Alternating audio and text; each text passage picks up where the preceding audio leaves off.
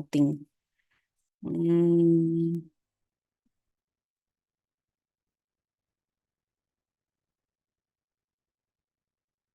Oke, baik. Jadi sebenarnya ini hanya menyalin saja dari buku milik Kemenkes mengenai ANC ya, gitu. Jadi menurut buku tersebut, menurut acuan tersebut, dari ibu hamil itu pada saat ANC harus dievaluasi mengenai masalah gizinya, mengenai resiko kehamilan dan persalinannya, komplikasi kebidanan, kemudian penyakit tidak menular, penyakit menular dan gangguan jiwa.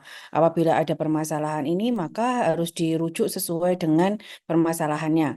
Jadi kayak misalnya gizi ya di gizi, gangguan jiwa ya ke rumah sakit jiwa, semacam itu ya. Apabila diharapkan sehat, sehingga terjadi persalinan bersih dan aman, serta perawatan bayi baru lahir yang baik. Nah, jadi masalah-masalah dalam kehamilan yang tadi sudah disebutkan untuk masalah gizi yang banyak terjadi adalah anemia ya. Nanti di akhir akan kita tunjukkan tabel kadar HB untuk ibu hamil. Kemudian KEK atau kurang energi kronis, obesitas juga ada, dan kenaikan berat badan yang tidak sesuai standar. Nanti juga ada ya target kenaikan berat badannya. Kehamilan berisiko ini banyak ya, jadi terlalu muda atau terlalu tua, jarak dengan kehamilan sebelumnya terlalu dekat atau terlalu jauh, kemudian sudah beberapa kali bersalin sampai lebih dari 4 kali, kehamilan kembar, kemudian mungkin letak sungsang atau letak lintang, bayinya terlalu besar, gitu. Kemudian riwayat dahulu ya, pernah abortus, pernah apa di vakum, pernah ada HPP, ada perlu transfusi, seksio sesarea gitu, atau penyakit lain seperti hipertensi dan kehamilan tua lebih dari 40 minggu. Untuk komplikasi kebidanan yang perlu kita waspadai ialah riwayat terjadinya ketuban pecah dini ya. Jadi belum terjadi pembukaan, ketubannya udah pecah duluan. Kemudian perdarahan, jelas ya. Hipertensi sampai dengan preeklamsi dan eklamsi. Kemudian hanya persalinan prematur, distosia nggak bisa keluar ya, distosia bahu biasanya yang sering terjadi ya. Jadi di bahunya nggak bisa keluar pada saat lahir, atau plasenta previa. Jadi plasenta previa itu plasentasinya tidak di fundus uteri tapi di segmen bawah rahim gitu, atau bahkan bisa menutupi jalan lahir juga. Untuk penyakit tidak menular yang diwaspadai adalah hipertensi, karena tadi itu ya bisa sampai ke preeklamsi atau eklamsi. Kemudian diabetes mellitus, ini juga ada resiko hipoglikemi pada janin yang baru lahir. Kelainan jantung jelas ya, karena pada saat itu kan harus mengejan gitu, atau harus dibius ya untuk operasi gitu. Kemudian kelainan ginjal, adanya asma cuma mempengaruhi mengejannya ya. Kemudian adanya CA dan apa gangguan jiwa ya. Untuk penyakit menular yang perlu kita waspadai adalah HIV. Kita juga harus mempersiapkan persalinan bagi ibu yang HIV dan termasuk perawatan bayi yang memang sudah ada kongenital HIV ya. Kemudian penyakit menular seksual lain seperti sifilis, kemudian hepatitis B. Hepatitis B ini juga perlu ya. Gitu. Jadi dia akan khusus ini ya, apa setting kamar operasinya, setting kamar bersalinnya itu semua nanti apa habis pakai di drip semua terus tarik kalau apa dibuang gitu. Kemudian tetanus, oleh karena itu ada imunisasinya ya. Kemudian di daerah endemis ada malaria, demam berdarah, kemudian penyakit lain mungkin tuberkulosis dan tipes ya, yang kalau seandainya mungkin di apa lingkungan yang kurang bersih. Kemudian masalah kesehatan jiwa ya cukup menjadi perhatian ya, saat ini ada depresi, gangguan kecemasan, psikotik, sampai memang sudah asli skizofrenia. Nah, jadi dari Kemenkes itu sudah membuat suatu apa jargon ya, atau standar pelayanan antenatal terpadu minimal itu 10T gitu ya, singkatan gitu, yang nggak huruf depannya juga ini sebenarnya sih, cuman ya agak maksa sedikit, tapi ya ya wis lah gitu. Jadi T yang pertama adalah timbang berat badan dan ukur tinggi badan. T yang kedua adalah tekanan darah ya, ukur tekanan darah. T yang ketiga ini maksa banget, status gizi, coba ya T-nya status gizi. Ya ya baiklah. gitu. Itu dengan mengukur lingkar lengan atas atau lila. Kemudian yang keempat itu ukur tinggi puncak rahim atau tinggi fundus uteri ini, oke ya. Kemudian yang lima ini juga sedikit maksa, tentukan presentasi janin dan denyut jantung janin gitu. Terus kemudian yang keenam tuh lumayan tetanus ya, jelas gitu. Terus kemudian yang tujuh ialah pemberian tablet tambah darah minimal 90 tablet selama masa kehamilan gitu. Jadi ya ini 10 T-nya gitu. Nanti pertanyaannya gampang kalau tentang sekitar ini ya. Nah ini mudah-mudahan kemarin sudah diajarkan atau saya juga nggak tahu kapan CSR-nya sebenarnya. Itu ada pengukuran lingkar lengan atas ibu hamil. Jadi dari pundak sampai siku ini di apa bagi dua ya ini ya. Ini tekuk lengan hingga berbentuk siku dari pundak sampai siku ini dibagi dua. Nah di tengah-tengahnya situ baru dilingkarkan. Ini ya nanti ada lingkarnya seperti ini. Panjangnya 36 cm, lebarnya 2 cm ya. Jadi nanti diselobokkan dimasukkan seperti ini. Nah itu ya di apa istilahnya diselipkan gitu. Nah, yang menjadi warningnya atau batasnya ialah 23,5 gitu. Jadi yang kalau kurang itu yang tadi itu kekurangan energi kronis gitu ya. Itu terus kemudian ada tes laboratorium. Ini yang ke-8, kemudian tata laksana dan temu wicara. Tes laboratorium ini banyak ya, jadi sudah dilengkapi juga di fasilitas kesehatan tingkat pertama ya, puskesmas. Ada tes kehamilan, kadar hemoglobin ada, golongan darah. Kemudian ini mungkin yang masih harus merujuk atau yang mungkin di puskesmas yang lebih lengkap ada ya. Pemeriksaan untuk HIV, sifilis dan hepatitis B serta kalau malaria ada ya tinggal tetes tebal aja gitu. Terus kemudian tata laksana sesuai kewenangan dan konseling. Konseling ini pertama menyampaikan hasil pemeriksaan, kemudian setelah itu menyampaikan usia kehamilan dan apa sesuai usia ibu gitu ya, bagaimana perawatannya gitu. Misalnya kalau ibunya sudah tua, sudah mendekati 35 bagaimana, atau apa masih baru banget, masih 16 gitu juga gimana gitu ya. Kemudian gizi gitu. Jadi mungkin apa saja yang boleh dimakan, apa saja yang mengandung kalori yang bisa meningkatkan berat badan. Kemudian kesiapan mental ya, mengenali tanda bahaya kehamilan. Jadi misalnya kalau keluar darah dari jalan lahir, kalau keluar air banyak bening seperti apa dari jalan lahir gitu ya. Kemudian mengenai persalinan gitu, misalnya ingin bersalin secara apa, berani ndak kayak gitu-gitu ya.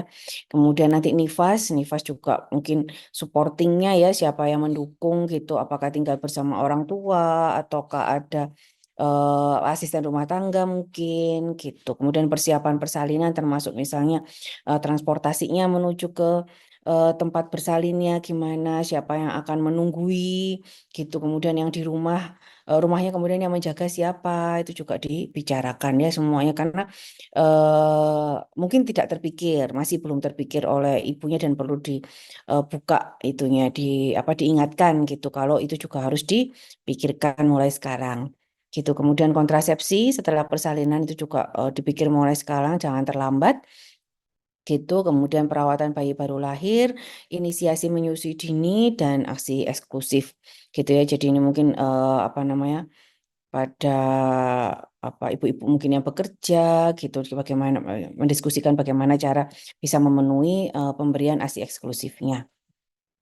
Tuh, jadi untuk layanan ANC yang dilakukan atau yang diberikan oleh dokter umum itu minimal 2 kali, yaitu 1 kali pada trimester 1 dan 1 kali pada trimester ketiga. Jadi yang pada trimester kedua boleh oleh bidan ya, gitu apabila normal. Jadi biasanya kunjungan ibu hamil ANC itu 2 kali trimester 1, 2 kali trimester 2, dan 1 kali trimester 3. Total ada 5 kali minimal gitu. Yang trimester 1 yang pertama oleh dokter, yang kedua boleh oleh bidan, trimester 2 apabila semuanya aman boleh oleh bidan, kemudian yang trimester 3 pada dokter lagi. Jadi tujuannya screening ya, gitu untuk apabila normal bisa langsung dilanjutkan oleh bidan untuk yang berikutnya ya gitu sampai yang trimester 3 tadi itu. Tapi apabila ada resiko atau komplikasi dari kehamilan gitu, maka dirujuk ke fasilitas kesehatan tingkat lanjut gitu, atau ke dokter spesialis sesuai dengan kewenangannya. Misalnya kalau ada gangguan jiwa ya dirujuk ke dokter spesialis jiwa atau psikiater gitu. Ini ya yang dianamnesiskan, ini lebih lengkap ada di tabel ini ya, tabel yang ada di buku JSL, modul JSL gitu. Jadi kondisi umum, data dasar, HPHT, siklus menstruasi ya gitu, faktor resiko yang tadi ya, yang berbeda dengan yang tadi mungkin ada tiroid. Itu juga perlu ditanyakan apakah apa selama ini nggak bisa gemuk meskipun makannya banyak, dadanya sering berdebar-debar, tangannya mungkin bergemetaran, gitu. Kemudian penyakit-penyakit autoimun gitu ya, biasanya keturunan ya, tanda-tandanya macam-macam, ada apa butterfly rash atau hal-hal semacam itu, gitu. Kemudian screening status imunisasi tetanus. Nah, ini juga ada ya yang ditanyakan merokok seperti kita biasa ya, merokok, minum alkohol, kemudian obat-obatan terlarang ya, kemudian pola makan yang beresiko misalnya habis makan dimuntahkan gitu karena memang ingin badannya langsing terus kayak gitu-gitu tuh, terus kemudian mungkin kurang aktivitas fisik sehari-harinya gitu, pemakaian kosmetik mungkin apa bekerja di salon yang mengaplikasikan ini ya apa namanya pengecat rambut atau pelurus rambut atau pengeriting rambut atau apa kayak gitu-gitu itu kan kimia-kimia semua itu terus kemudian riwayat kehamilan dan persalinan sebelumnya ini penting sekali ya gitu, sama riwayat penyakit keluarga juga karena banyak sekali penyakit yang tidak menular tapi diturunkan ya gitu. Jadi termasuk diantaranya gangguan jiwa ini. Jadi tetap harus diitukan apa namanya. Misalnya orang tuanya rumahnya nggak mau cahaya terang, gelap terus gitu. Terus ibunya nggak mau bergaul dengan tetangga gitu misalnya. Nah itu kita ini eh, bukan menuduh ya, bukan ini ya, tapi memang harus waspada gitu karena kita yang menjadi pertolongannya nanti ya, kita harus siap bisa menolong. Untuk pemeriksaan fisiknya, seperti biasa ada keadaan umum kesadaran, konjungtiva untuk anemia ya, sklera untuk ikterik, kulitnya untuk mengetahui apa namanya cukup gizi apa enggak, kemudian leher pembesaran getah bening, gigi dan mulut gitu. Kalau banyak gigi yang berlubang mungkin juga susah makannya, jadi nggak naik-naik berat badannya gitu. Terus kemudian THT, jantung, jelas ya paru, apa masalah GI tract ya pencernaan, kemudian ekstremitas mungkin ada yang mungkin nanti berpengaruh pada proses persalinannya mungkin, dan terutama berat badan dan tinggi badan. Selain tanda vital ya seperti biasa. Nah, ini pengukuran lingkar lengan atas tadi ya caranya seperti itu. Kemudian pemeriksaan dan penentuan IMT sebelum hamil gitu. Jadi apa bisa diperkirakan lah ya kan trimester 1 biasanya masih awal gitu. Jadi nanti kita bisa langsung lihat tabelnya itu ada targetnya. Harus naik berapa kilo gitu. Terus untuk menaikkan nanti makanan apa saja gitu. Itu ini tadi ya pemeriksaan laboratorium, dan apabila ada pemeriksaan lain sesuai indikasi misalnya tadi itu tipes gitu gitu ya. Terus pemeriksaan USG, nah ini oleh pemerintah setiap puskesmas sudah di drop USG gitu. Jadi ini apa namanya ya memang enggak ya harus bertahap lah ya gitu. Terus kemudian dokter-dokter juga sudah mendapatkan pelatihan USG ini gitu. Terus kemudian ada pemeriksaan EKG atas indikasi ya tergantung. Ya. Kemudian ini setelah melakukan semua pemeriksaan, si dokternya akan membuat diagnosis ya. Sekarang G berapa, P berapa, AB berapa gitu. Terus kehamilannya normal atau komplikasi gitu. Jadi kalau normal maka ANC yang berikutnya dapat dilakukan di FKTB atau Fasilitas Kesehatan Tingkat Pertama. Atau apabila berkomplikasi konsul ke dokter spesialis sendiri gitu ya, misalnya ke praktek pribadi, praktek pribadi gitu, atau ke fasilitas kesehatan rujukan tingkat lanjut, jadi ke rumah sakit.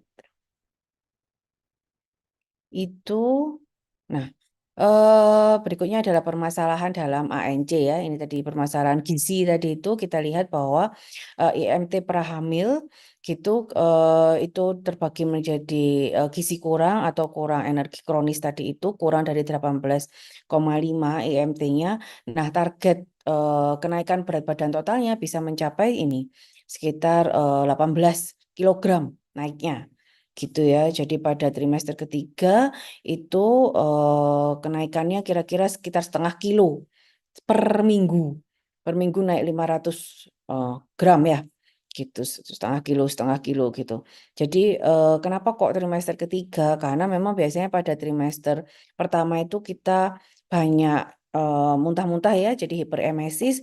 Jadi sulit sekali untuk meningkatkan berat badan memang kalau pada trimester pertama meskipun tetap harus diusahakan.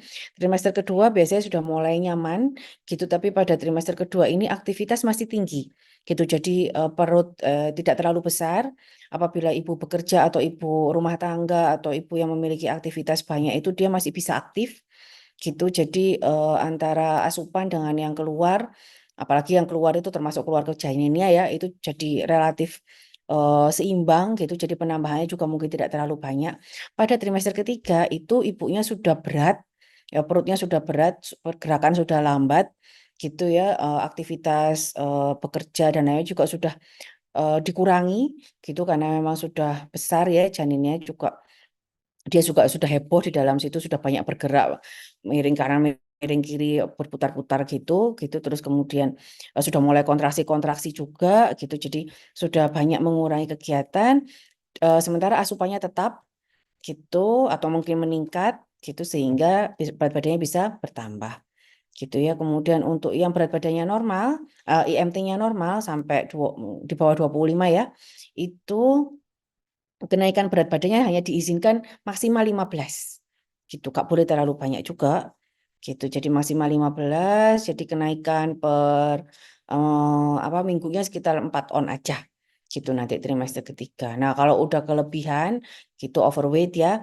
gitu di bawah 30 di atas 25 di bawah 30 itu cuma boleh naik maksimal 11 atau 10 lah gitu Kak gitu jadi kalau 11 tuh gitu ya gitu jadi sekitar rata-rata sekitar 10 lah kenaikannya selama hamil ini cuma boleh naik segitu gitu jadi per apa minggu kira-kira cuma 3 on aja itu pada trimester 3 gitu terus kemudian untuk yang udah obesitas di atas 30 cuma boleh naik 5 kilo ya gitu Kak di bawah 10 pokoknya gitu jadi ya 7 kilo gitulah cuman boleh naiknya gitu ya kenaikannya juga kira-kira cuma 2 on aja per minggu yang diizinkan gitu karena obesitas ini juga mempersulit persalinan mau persalinan cara apa aja sulit juga ya gitu. Kemudian ya resiko ke janinnya juga besar, misalnya hiperglikemi, jadi pas keluar jadi hipoglikemi gitu-gitu. Kemudian untuk anemia, jadi kita lihat pada ibu hamil ini baris yang ke apa 1, 2, 3, 4, 5 dari atas ini. Jadi eh, dikatakan tidak anemia itu bila HB-nya 11. Gitu. Jadi HB 11 itu dianggap sudah cukup baik, sudah tidak anemia untuk ibu hamil. Tentunya kita juga ada pertimbangan ya karena memang ada peningkatan volume darah ya sekitar 1 liter lebih kayak gitu terjadi hemodilusi kayak gitu-gitu tuh. Eh, jadi dikatakan tidak anemia, 11 itu sudah tidak anemia gitu. Jadi nggak usah sampai 12. Itu terus kemudian anemia ringan bila masih 10 gitu anemia sedang antara 7 sampai 9 gitu. Kemudian di bawah 7 sudah anemia berat gitu ya. Jadi kita sudah dibekali dengan tablet tambah darah gitu minimal 90 tablet per selama kehamilan itu gitu cuman mungkin nanti disampaikan apa efek samping dari tablet tambah darah itu antara lain adalah kesulitan buang air besar ya gitu jadi mungkin ibunya agak apa ogah gitu ya makannya atau gitu ya tetap harus diberikan 90-nya gitu tapi terus ya makannya lebih banyak seratnya lebih banyak minum gitu jadi bisa lebih membantu buang air besarnya nanti itu terus kemudian ini ya jadi alur pelayanannya sudah diatur juga programnya yaitu pertama ANC terpadu dulu Gitu kalau normal yang dilakukan adalah edukasi, konseling, memantau berat badan, memantau janin gitu. Kemudian kalau HB-nya kurang dari 10 dirujuk, kenaikan berat badan kurang dari 1 kilogram per bulan pada trimester 1 itu dirujuk gitu, atau kurang dari 2 kilogram pada trimester 2 dan trimester 3 itu dirujuk juga. Gitu. Nah, ini kalau udah gizi kurang gitu maka kita harus ini ya memantau janin gitu, kemudian pemberian program makanan tambahan gitu. Jadi di puskesmas biasanya ada bagian gizinya gitu, ada contoh-contoh makanan kayak gitu-gitu ya. Kemudian untuk anemia itu diberikan tablet tambah darah 2 kali 1 tablet per hari, kemudian dipantau dalam 1 bulan, diperiksa lagi HB-nya gitu. Targetnya tadi itu ya 11. Gitu kalau ada double kurang energi iya, anemia iya gitu berarti dia dikasih makanan tambahan iya, dikasih tablet tambahan tambah darah iya gitu. Kalau ada penyakitnya diobati juga gitu ya. Tuh. Ini pemeriksaan 10T tadi ya, tinggi, berat badan, tekanan darah, status gizi, tinggi fundus uteri, presentasi dan denyut jantung, status imunisasi atau TT, kemudian tablet tambah darah, tes laboratorium, kemudian tata laksana dan temu wicara. Ini ya 10T-nya.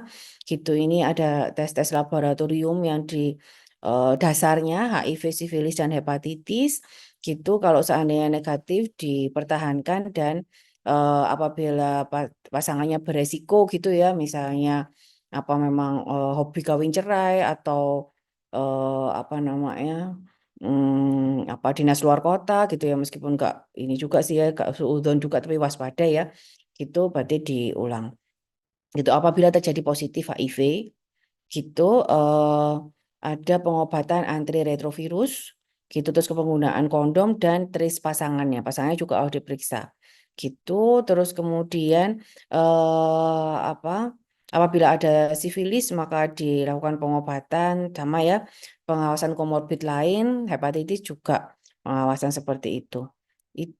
Kemudian yang berbeda ialah kepatuhan pengobatan ya, ini penting, konseling kepada pasangan dan keluarga gitu, karena ini suatu hal yang menular. Keluarga yang tinggal bersama ada risiko penularan gitu dari cairan tubuh ya gitu. Terus kemudian ini apa keterbukaannya terutama ya, jadi harus kalau ada apa-apa harus cerita gitu, karena itu mungkin merupakan tanda awal suatu hal yang serius. Jadi ini merupakan pencegahan penularan dari ibu dan anak, itu sangat penting ya gitu. Soalnya cukup mengerikan ya, ini misalnya sifilis ada apa namanya mengelupas, sampai mengelupas seperti ini ya, untuk di luarnya, di dalamnya ada hepatosplenomegali, ada kelainan organ macam-macam ya untuk sifilis. Kalau HIV mungkin dari luarnya cuma tampak seperti rash di kulit seperti ini aja gitu, tapi di sistem imunnya juga sudah terpengaruh ya. Ini kalau HIV-nya non reaktif ya KIE, tapi kalau reaktif maka harus dirujuk ke dokter, dan apabila memang terkonfirmasi terdiagnosis HIV positif maka harus dilakukan terapi antiretrovirus. Untuk sifilis sama ya, jadi dilakukan terapi yang adekuat gitu, dan follow up berlanjut ya gitu. Jadi itu. Nah, jadi untuk HIV dan sifilis, HIV ini kadang-kadang juga mungkin loss ya gitu, mungkin karena memang nggak tampak dari luar gitu. Kalau belum 10 tahun belum jadi AIDS gitu dia mungkinnya, tapi baiknya sudah tertular gitu. Jadi biasanya tandanya berat badannya turun, nggak naik-naik, sering demam, terus infeksi jamur gitu. Jarang ya kalau bayi itu kalau jamur, kalau mungkin bakteri virus itu sering, tapi kalau jamur kita harus waspada gitu. Terus kemudian herpes berulang kali gitu, pembesaran kelenjar getah bening, liver apa heparnya membesar, kemudian ada ini ya sering batuk, pilek, infeksi telinga gitu, nggak besar-besar, lingkar kepala yang nggak nambah-nambah, panjang, berat badan juga nggak nambah-nambah, sering diare, itu kita curiga HIV ya. Ini kalau yang sifilis emang cukup menyedihkan ya, jadi ada dari otak sendiri ada eh, parese, nervus cranialis, ada kekejangan, ada neurosifilis gitu ya. Terus kemudian di matanya juga ada koreoretinitis dan katarak, di hidungnya rinitis gitu. Terus kemudian rash ya, apa sekitar mulut sini, hepatosplenomegali gitu. Terus kemudian ada pneumonia juga, ada kelainan tulang. Seperti periostitis, osteokondritis gitu ya. Kemudian macam-macam deh pokoknya ini ya. Nah, yang kelihatan dari luar adalah desquamasi dari apa tangan dan kaki mengelupas tadi tuh ya yang kelihatan kayak gitu ya. Tuh. Itu terus kemudian yang berikutnya hepatitis B ya. Kalau hepatitis B sama seperti hepatitis lainnya kuning. Nih lihat bayinya kuning. Gitu kuning yang enggak benar ya kuning kayak gitu tuh ya.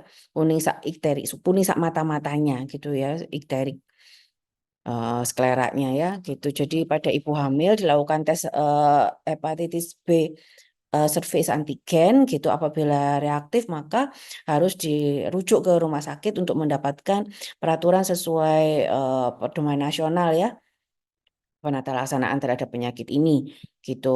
Kalau ada masalah harus diterapi, kalau nggak ada masalah ya apa dikontrol aja gitu.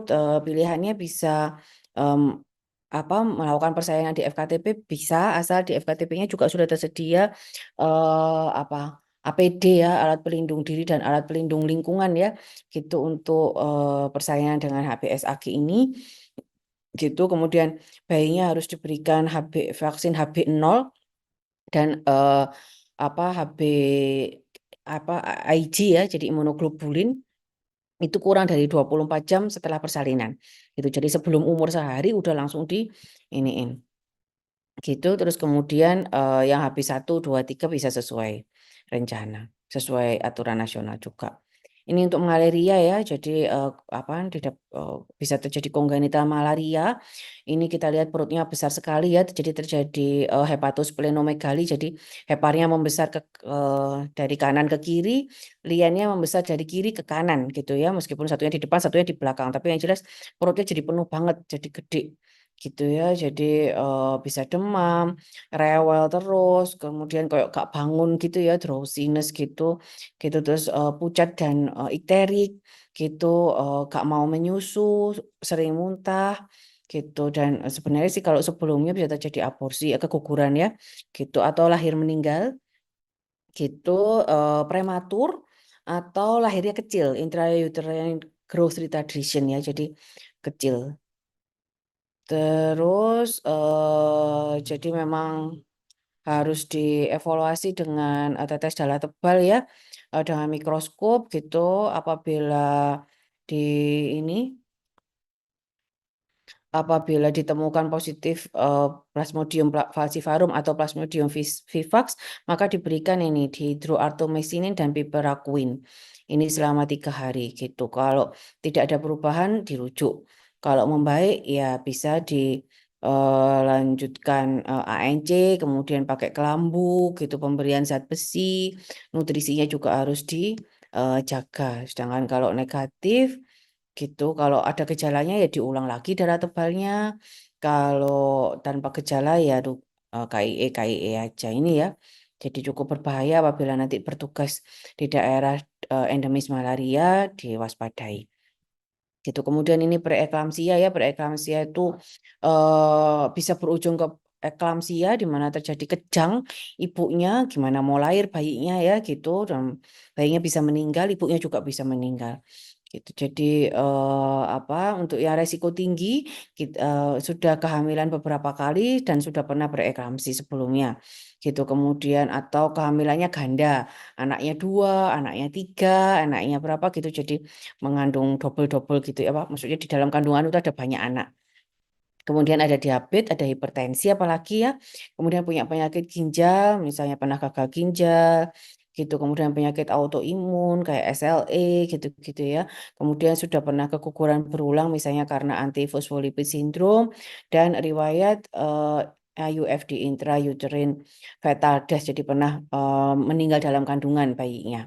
Itu adalah resiko tinggi dari terjadinya preeklamsi. Yang lainnya ini resiko sedang ya, termasuk obesitas, Itu terus kemudian anak pertamanya lebih dari 10 tahun, usianya lebih dari 35 tahun gitu. Dan pemeriksaan fisiknya tekanan darahnya rata-rata kurang dari lebih dari 90. Kemudian ada eh, protein uri +1 2 kali pemeriksaan dalam jangka jarak 6 jam atau kuantitatif 300 miligram per 24 jam pakai urin ya, tampung. Kemudian untuk ini ada penyakit darah ya, thalassemia gitu. Jadi itu diukur antropometrinya, kemudian dinilai diagnosis dan faktor risiko penyakit tidak menularnya gitu. Apabila memiliki faktor risiko tersebut, maka dilakukan cek laboratorium dan kemudian diberikan penata laksanaan sesuai standar. Tidak ada yang istimewa sih kalau yang ini. Gitu ini tanda dari bayi atau bayi sih benar bayi baru lahir juga bisa menunjukkan tanda-tanda ini ya. Jadi kepalanya sendiri kecil, kemudian jarak di antara dua mata ini sempit, gitu ada lipatan epicanthal folds ini ya. Kemudian matanya juga terbukanya juga sempit, gitu. Leher hidungnya pendek, eh, apa wajah tengahnya itu kayak datar gitu, bibir atasnya tipis gitu, dan tidak ada lekuan yang di di bawahnya hidung itu. Jadi smooth philtrum namanya. Itu terus kemudian dagunya juga tidak terbentuk. Ini tanda atau ciri, salah satu ciri gitu dari penderita thalassemia. Kalau ada seperti itu kita curiga, kita periksa darahnya. Terus kemudian untuk gangguan jiwa ya saat ini sedang trending, jadi mereka-mereka yang memiliki kecenderungan untuk mengalami gangguan jiwa meskipun nggak sampai gila, jadi cuman psikotik neurotik enggak cuma neurotik aja nggak sampai psikotik, itu juga sudah memasuki usia subur gitu. Jadi mereka-mereka sudah bisa hamil dan melahirkan gitu. Jadi kita harus waspada gitu bahwa pasien kita ada kemungkinan seperti itu gitu ya. Gitu, jadi apabila ada resiko masalah gangguan jiwa gitu, maka kita melakukan screening dan deteksi dini dengan instrumen pada usia apabila kehamilannya itu kurang dari 18 tahun, maka kita menggunakan ini Strength and Difficulties Questionnaires. Kalau yang lebih dari 18 tahun menggunakan self-reporting questionnaire. Jadi kalau yang SDQ itu dinilai oleh kuesionernya, kalau yang SRQ lebih ke arah menyampaikan sendiri ya. Nah, kalau borderline konseling, kalau bermasalah rujuk gitu. Jadi tapi harus hati-hati nih ya. Jadi mungkin kita bisa apa memaparkan diri, lebih sensitif gitu ya, lebih aware gitu terhadap ciri-ciri orang yang eh, beresiko mengalami gangguan jiwa ini gitu. eh, jadi kita bisa segera memberikan penata laksanaan yang diperlukan. Jangan sampai terlambat. Gitu, jangan sampai terus kemudian ada percobaan bunuh diri misalnya, atau bayinya dibunuh kah, atau dia sendiri juga nggak mau makan gitu. Nah, ini jadi nggak menyadari bahwa harus rawat janinnya kayak gitu gitu tuh. Jadi ini ya.